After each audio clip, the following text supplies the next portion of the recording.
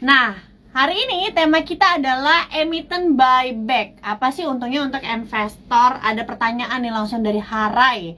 Buyback itu seperti apa, Mbak? Bagus banget karena kita langsung ada pertanyaan, sekalian aja aku jelasin. Jadi sebenarnya buyback itu apa sih? Buyback adalah aksi pembelian kembali saham yang ada di publik dilakukan oleh perseroan. Seperti yang kita tahu, di tengah pelemahan IHSG sepanjang year to date ini diketahui ada 15 emiten atau perusahaan yang akan melakukan buyback saham mereka di market.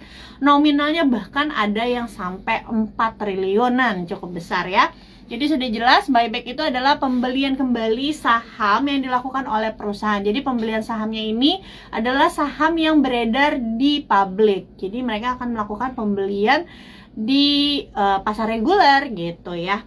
Nah, teman-teman, untuk buyback kali ini memang biasanya dilakukan sama emiten itu ketika harga saham itu sedang terkoreksi gitu. Sebelum aku melanjutkan tema kita atau topik kita hari ini, aku mau update dulu terkait IHSG karena IHSG baru saja ditutup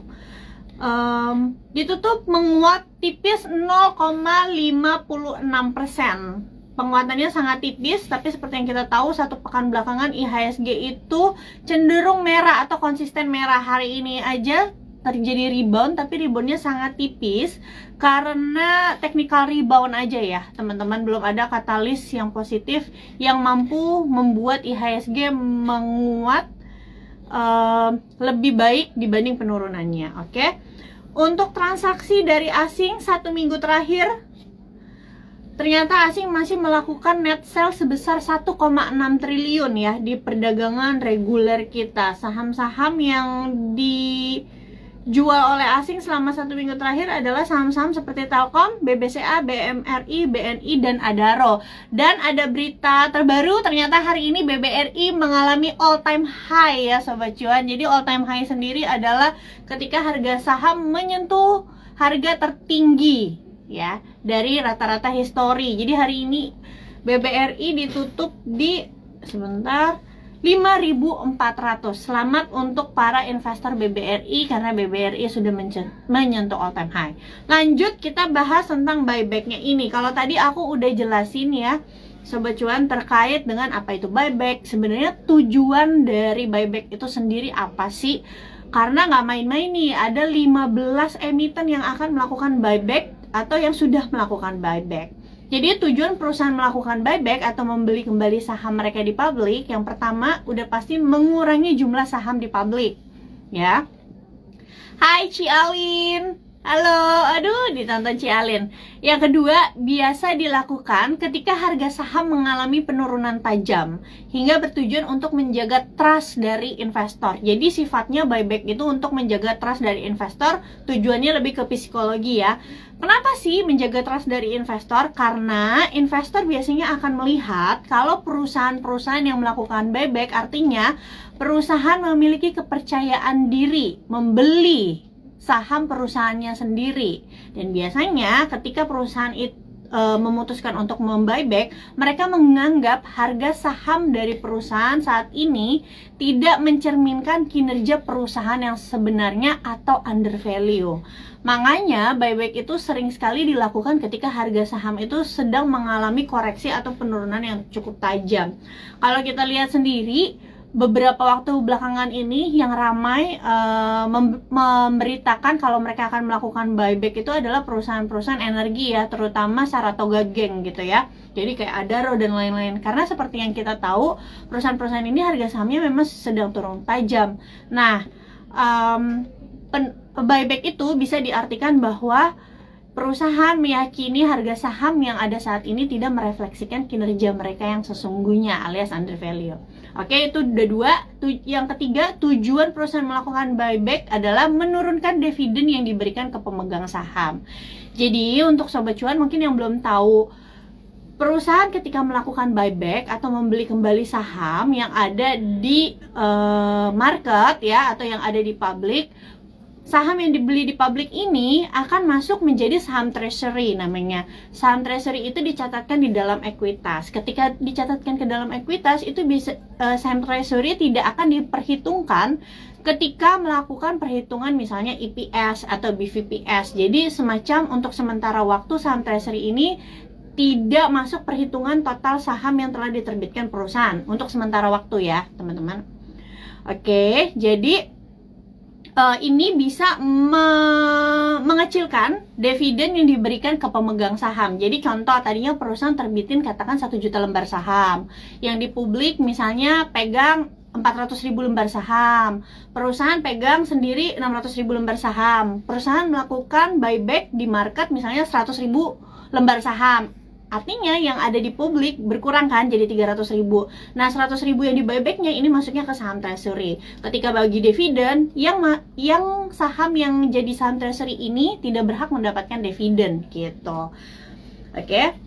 Nah, tujuan yang keempat adalah meningkatkan rasio keuangan seperti EPS ya, seperti yang tadi aku sudah sampaikan, saham yang di buyback oleh perusahaan masuknya itu ke dalam ekuitas jadi saham treasury. Nah, kalau teman-teman tahu EPS itu kan adalah earning per share atau laba per lembar saham, yang rumusnya itu laba bersih dibagi tiap lembar saham. Seperti yang aku sampaikan tadi, kalau misalnya ada perusahaan katakan emiten tersebut namanya ABCD. Di publik dia tadinya terbit 400.000 lembar, tapi karena di buyback 100.000, maka di publik sisa 300.000 lembar. Yang sebelumnya emiten atau perusahaan punya 600.000 lembar, yang tadinya lembar saham itu ada 1 juta lembar saham, ketika di buyback akan berkurang menjadi 900.000 lembar saham. Nah, ketika lembar sahamnya berkurang, maka angka laba bersih akan dibaginya sama lembar saham yang baru. Jadi EPS-nya bisa berkurang. Contoh kayak gini ya simpannya. Perusahaan ABCD tadi sebelum buyback katakan lembar saham yang diterbitkannya 1 juta lembar saham. Ya. Dia punya laba bersih 10 juta.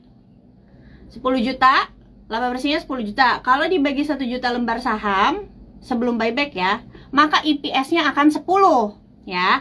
Tapi kalau misalnya sahamnya udah di buyback, berarti kan ada sebagian kecil yang masuk ke saham treasury, nggak bisa dihitung. Katakanlah yang di buyback 100.000. Maka laba bersih 10 juta dibagi lembar saham yang 100.000, maka EPS-nya udah nggak jadi 10 lagi, tapi udah berubah jadi 11. Alias ini semacam kayak financial engineering gitu ya. EPS-nya itu jadi naik. Naiknya itu karena aksi korporasi yang dilakukan oleh perusahaan. Seperti itu. Nah, nggak hanya rasio keuangan seperti EPS, ROI atau return on equity juga bisa membesar ketika perusahaan melakukan buyback gitu ya. Oke, alasan yang kelima, kenapa perusahaan melakukan buyback adalah untuk menjaga likuiditas di market. Ketika harga turun dalam jangka pendek, setidaknya harga bisa terjaga atau bahkan meningkat dalam jangka pendek, ya kan? Nah, biasanya ini juga dipakai untuk emiten itu mendistribusikan kelebihan cash. Jadi teman-teman kalau perhatiin perusahaan-perusahaan yang melakukan buyback itu biasanya perusahaan-perusahaan yang mereka punya uang cashnya itu banyak, cash equivalentnya itu banyak. Kenapa? Mungkin karena mereka bingung, belum tahu mau ekspansi kemana, daripada uangnya nganggur, lebih baik mereka buyback saham yang ada di market gitu. Kalau ada pertanyaan tulis di kolom question box ya. Oke, ini ada 2 pertanyaan, tapi karena pertanyaannya belum sesuai tema, jadi aku jawabnya sesudah aku menjelaskan topik buyback sampai selesai. Oke, itu tadi udah tujuannya 5. Sekarang aku mau jelasin terkait kalau misalnya saham di buyback, nantinya itu bisa diapain sih saham buybacknya ini yang masuk ke treasury? Yang pertama, bisa dijual kembali di kemudian hari untuk mendapatkan capital gain. Jadi ketika perusahaan ABCD tadinya dia buyback saham di publik, nanti one day dia bisa jual lagi teman-teman gitu ya, kalau misalnya perusahaan memutuskan untuk menjual lagi. Nah, kata kuncinya tadi biasanya perusahaan melakukan buyback ketika harganya sedang turun. Nah, kalau mereka mau jualan nanti biasanya ketika harganya itu sedang mengalami kenaikan. Tapi kapan perusahaan akan menjual saham treasury-nya dari hasil buyback itu nggak ada yang tahu, karena perusahaan yang menentukan gitu ya. Bisa sebulan lagi, 3 bulan lagi, bahkan beberapa tahun lagi gitu. Jadi nggak ada yang tahu. Bisa aja sekarang dia buyback tapi dia baru jual kembali di market mungkin nanti 5-6 tahun gitu. Nah, dijual di kemudian harinya itu tentunya untuk mendapatkan capital gain. Contohnya apa sih? Jadi kalau teman-teman tahu ya, dulu ITMG itu, emiten ITMG pernah menjual saham treasury-nya dari hasil buyback tahun 2016 ya. Jadi waktu tahun 2016 harga ITMG itu pernah turun ke 6.500 dan ITMG melakukan buyback. Setelah itu ITMG menjual kembali saham treasury-nya ini dari hasil buyback di harga 28.000 per lembar saham setelah beberapa tahun yang akan datang gitu ya. Terus ada contoh lainnya juga Tebik ya, Tower Bersama pernah melakukan buyback di harga 1.000 teman-teman beberapa tahun lalu menjual kembali di harga 3.000 rupiah gitu. Nah, yang kedua, saham buyback nantinya bisa diapain sih? Selain dijual, ada juga bisa dibagiin untuk jadi bonus ke karyawan atau ke pemegang saham. Jadi nggak hanya cuma bisa dijual, tapi perusahaan itu juga boleh jadiin saham hasil buyback ini untuk dibagiin jadi bonus entah ke karyawannya atau ke investor-investornya. Contohnya kayak apa? Contohnya kayak BRPT teman-teman ya, saham BRPT. Jadi tahun 2022 BRPT itu sempat membagikan saham treasury sebagai bonus saham ke pemegang saham. Teman-teman bisa cek beritanya ya di CNBC, bahkan pernah diulas pada Desember 2022 kemarin. Tinggal buka cnbcindonesia.com, cari aja berita tentang BRPT. Nah, saham treasury ini walau baru dibagikan jadi bonus di tahun 2022 untuk pemegang saham atau untuk semua investornya, itu adalah hasil buyback saham tahun 2016. Nah, seperti yang aku sampaikan tadi, jadi kita nggak tahu persis kapan saham yang di buyback sama perusahaan itu mau dijual lagi atau mau dibagikan sebagai bonus gitu ya. Kayak contoh BRPT ini aja, BRPT melakukan buybacknya tahun 2016 dan baru jadiin bonus itu tahun 2022 gitu. Butuh waktu sekitar 6 tahunan ya gitu. Oke, nah yang ketiga, saham buyback nantinya bisa diapain? Yang ketiga adalah bisa dihapus teman-teman. Jadi dihapus itu bener-bener dihapusin gitu loh dari ekuitasnya, alias bukan selamanya sih, selama perusahaan tidak menerbitkan lembar saham baru lagi atau right issue atau private placement, maka lembar sahamnya itu akan berkurang selamanya. Ya contoh kayak tadi nih, contoh aku kan misalnya ada perusahaan ABCD, dia terbitin 1 juta lembar saham, publik pegang 400.000, perusahaan kuasain 600.000 lembar saham, di buyback yang punya publik 100.000, masuk ke saham treasury. Nah, 100.000-nya ini kan antara dia bisa jual lagi berapa tahun kemudian, kalau dijual lagi berarti masuk ke saham publik lagi. Totalnya dari tadi 300.000 nambah lagi jadi 400.000. Atau dibagiin jadi dividen saham. Nah, kalau dibagiin jadi dividen saham tergantung lebih banyak PSP atau publik. Atau dihapuskan berarti si 100.000 lembar saham ini benar-benar dihapus teman-teman, alias ya pada tahun berikutnya lembar saham yang dimiliki emiten ini cuma 900.000 aja. Apakah ini pernah terjadi? Pernah teman-teman, di saham Kalbe Farma tahun 2013. Ini emiten keren banget ya, disclaimer on, maksudnya bukan ajangan untuk membeli, ini aku cuma ceritain secara histori. Jadi Kalbe Farma itu teman-teman tahun 2013 dia itu pernah menghapus saham treasury-nya dari hasil buyback tahun 2008-2010.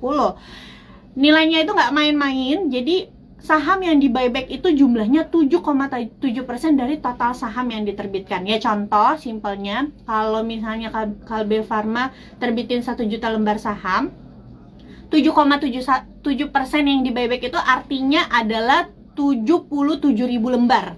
Ya, 77.000 lembar yang dia buyback itu mereka hapusin di tahun 2013. Loh, kalau perusahaan hapus saham ini rugi nggak sih?